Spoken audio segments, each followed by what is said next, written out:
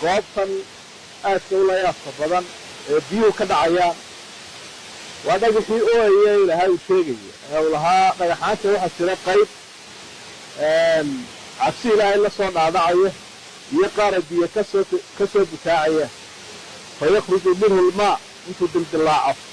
biyo ka soo butaacaya waxaa aada u cajiiba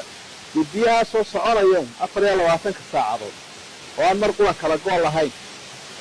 marka arrintii waa waxaynu odhan karno waa awood ilaahay ilaaha dhagaxaa ka oohiyey ayaa insaankiina cabsidiisa uu la oohilaayay adiga jeer ee qur-aanka ilaahay wuxuu dhi law anzalnaa hada alqur'aana calaa jabalin lara'aytahu khaashican mutasaddican min khashyati illaah hadaad arki qur-aanka lagu soo dejin lahaa dhagaxaanta waxaad arki lahayd isagoo dildillaacay oo ilaahay ka cabsanaya oo saasuu u ooyaya maxaad u malaynaysaa bani aadamkiina marka runtii waa wax lagu qaato oo runtii cibro mudan dee dadkuna waa inay ka faa'idaystaan oo biyaha in la meeleeyo hedo laga faa'iidaysto nabi laakiin waa ku cibro qaadanayna aad baa u mahadsantii